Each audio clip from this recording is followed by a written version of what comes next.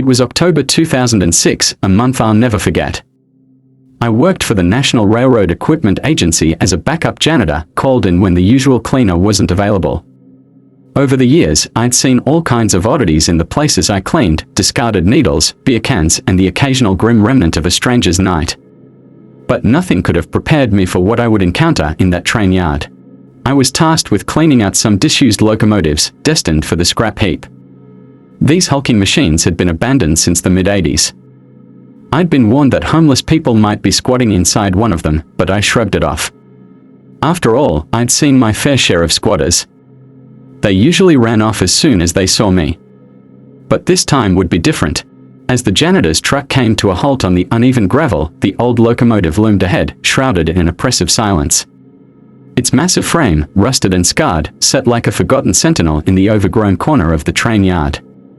Weeds had claimed the space around it, twisting their way through the tracks and wrapping around its battered wheels, as though nature itself was trying to pull it into oblivion. The janitor stepped out of his truck, the crunch of his boots on the gravel seeming unnaturally loud in the still air.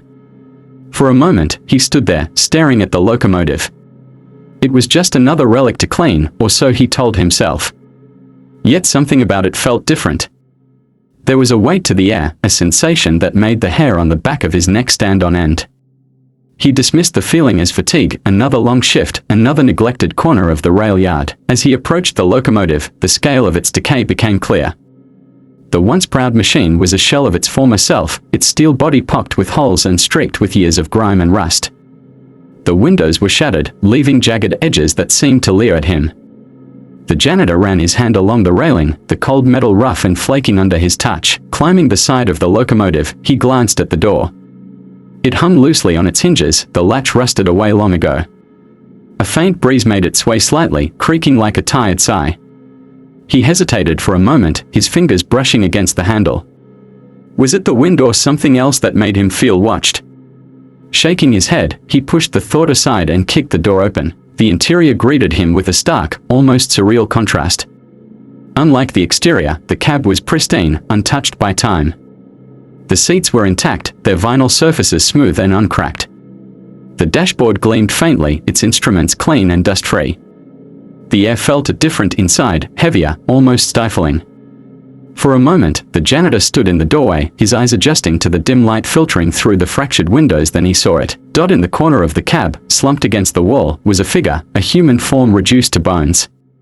It sat motionless, as if it had simply leaned back to rest and never moved again. The janitor's breath caught in his throat, and his grip on the doorframe tightened. His first thought was that it had to be a prank, some sick joke left by local kids. But as his eyes adjusted, the truth became undeniable. The skeleton was dressed in a leather jacket, its surface cracked and worn with age. In its bony hand, it clutched a small, dusty pill bottle. The janitor took an involuntary step forward, his heartbeat echoing in his ears. Something about the scene was unbearably wrong. The cab's immaculate condition, the skeleton's presence, it didn't make sense. He leaned closer, the bottle's faded label coming into focus. And that's when he saw it, the prescription date. 1096, a decade. This man had been here, decaying in silence, for 10 long years. Stepping into the locomotive cab, the janitor couldn't help but pause, caught off guard by the unsettling perfection of the interior. It was pristine, almost unnaturally so. The worn chaos of the train's exterior had suggested years of abandonment, of neglect. But here, inside, it was as though time had simply stopped. The seats, neatly arranged, were smooth and uncracked, their dark vinyl surfaces gleaming faintly in the dim light filtering through the fractured windows. The control panels, once the heart of this mighty machine, looked clean and polished. Knobs and levers rested in their places, untouched by dust or corrosion. Even the faint metallic smell of the cab seemed out of place, lacking the musty odor of decay he'd come to expect in such derelict places. For a brief moment, he allowed himself to think this might be an easy job.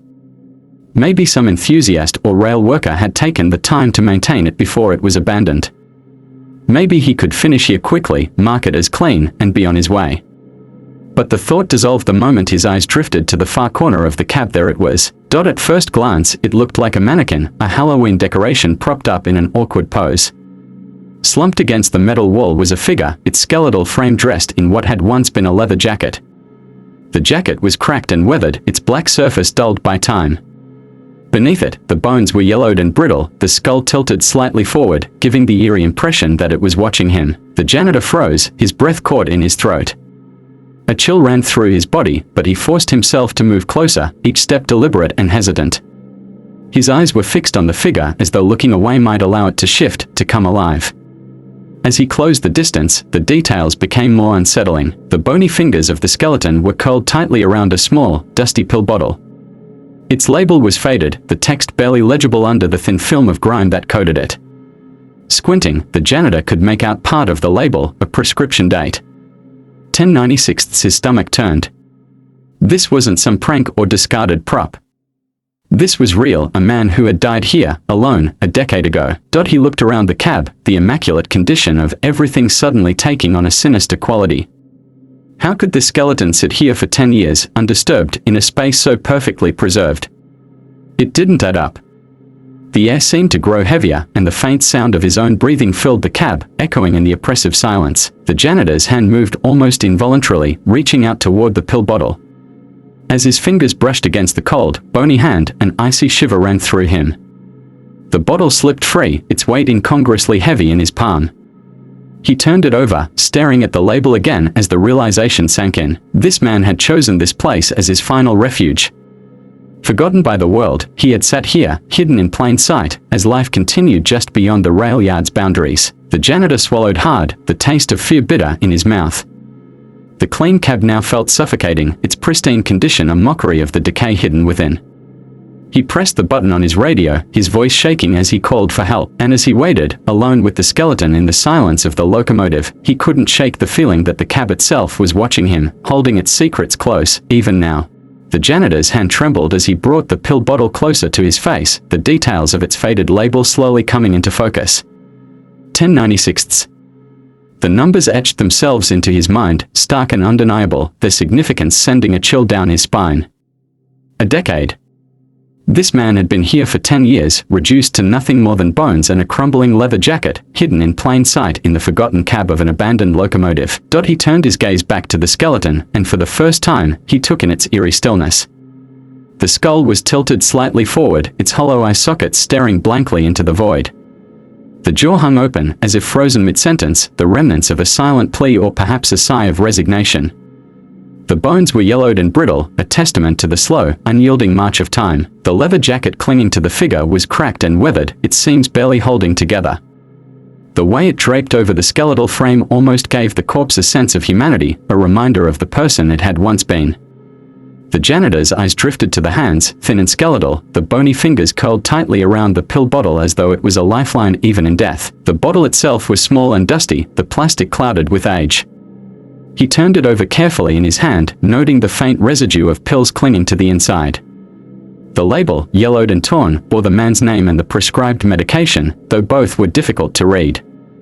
The janitor's breath hitched as he imagined the man sitting here, alone, clutching this bottle in his final moments. What had he been thinking? What had he been feeling? He stepped back, his boots scraping softly against the metal floor of the cab. The sound seemed deafening in the oppressive silence. The more he stared at the skeleton, the heavier the air seemed to grow.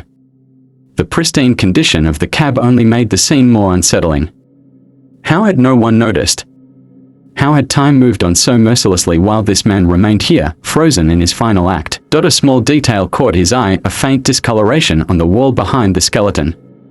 A darker patch of grime where the man had leaned for support, as though even the metal itself had absorbed the weight of his despair. The janitor couldn't look away. The scene wasn't just macabre, it was deeply tragic. He wondered about the story behind this lonely death. Had the man come here seeking peace, a place where he could quietly slip away from the world that had forgotten him? Or had he been driven here by desperation, lost and seeking shelter in the cold confines of this train cab? The janitor's radio crackled softly at his side, breaking the suffocating stillness. He fumbled for it, his fingers shaking as he pressed the button. "Dispatch, we need help out here," he managed to say, his voice cracking. For a moment, he lingered, unwilling to leave yet desperate to escape. He placed the bottle gently on the dashboard, as though returning something sacred to its rightful place. Then he stepped back, his eyes still fixed on the skeleton. It wasn't just a corpse. It was a life lost, forgotten, and finally found in the silent embrace of this decayed locomotive.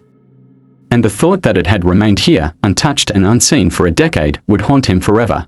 The faint wail of a siren cut through the heavy silence of the train yard, growing louder as the rail cop's car approached. Its headlights carved twin paths through the encroaching darkness, illuminating the twisted weeds and rusting machinery scattered across the forgotten space. The janitor stood near the locomotive, his hands shoved deep into his jacket pockets, his breath visible in the cooling evening air. The sight of the flashing red and blue lights should have brought relief, but instead, they cast the hulking train in eerie, shifting shadows, making it seem alive and watchful. The rail cop's car rolled to a stop on the uneven gravel, the sound of the engine echoing faintly in the vast emptiness. The door creaked open and an officer stepped out, his figure framed by the vehicle's flashing lights. He was an older man, his face lined with years of experience and the quiet resignation that came with seeing too much. Adjusting his hat, he glanced at the janitor, who pointed wordlessly toward the locomotive cab. Inside, the janitor muttered, his voice barely audible over the hum of the idling car. The officer nodded, retrieving a flashlight from his belt. He approached the train slowly, his boots crunching on the gravel with deliberate steps. As he climbed the narrow railing, the old steel groaned under his weight, adding another layer of unease to the moment. The janitor remained rooted to the spot, watching from below as the officer pushed open the door, the same door he had forced his way through only minutes earlier. The beam of the flashlight swept across the cab, slicing through the dim light. It glinted off the polished dashboard, reflected off the smooth vinyl seats, and finally landed on the skeleton slumped in the corner. The officer froze, his breath catching audibly. "Well," he said after a long pause, his voice low and measured.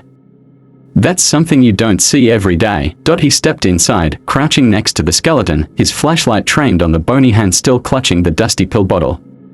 He didn't touch anything, just observed, his sharp eyes taking in every detail, the cracked leather jacket, the weathered bones, the pristine surroundings that made the scene feel even more surreal. "You said you just found this," he called back to the janitor without turning around. "Yeah," the janitor replied, his voice unsteady. "Just stumbled on it while cleaning. Thought it was some kind of joke at first, but then," he trailed off, shaking his head. The officer stood, his face grim. "This guy's been here a long time. Years, by the look of it." He shone his flashlight on the bottle, squinting to make out the faded prescription date. 1096. He let out a slow breath. Almost 10 years. The weight of his words hung in the air, heavy and suffocating. He stepped back toward the doorway and reached for his radio. "Dispatch, this is Officer Reed. I'm at the south end of the yard. We've got human remains in one of the locomotives. Requesting backup and a forensics team." His voice was steady, professional, but the furrow in his brow betrayed his unease. Turning off the radio, he glanced at the janitor, who was still standing silently by his truck. "You did the right thing calling it in," the officer said, his tone softer now. "But I'd stay back if I were you. This isn't something you want to get too close to." The janitor nodded mutely, his gaze drifting back to the locomotive.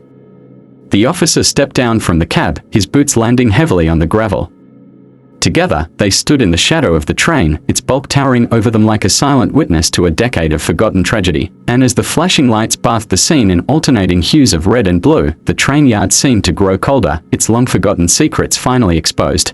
The train yard was shrouded in darkness, the oppressive silence broken only by the faint rustling of the wind. The locomotives, hulking shadows against the night sky, seemed almost alive, their rusted frames cloaked in mystery.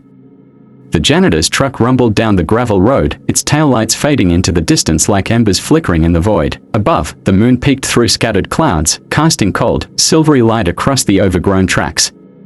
The weeds swayed gently, their movements barely audible in the stillness. The locomotive that had held its terrible secret for so long stood apart, its door creaking softly as the breeze toyed with its rusted hinges. The scene felt heavy, as though the weight of the past clung to the air, unwilling to dissipate. The unanswered questions and lingering sorrow seemed to echo through the yard, whispering into the void as the darkness swallowed everything.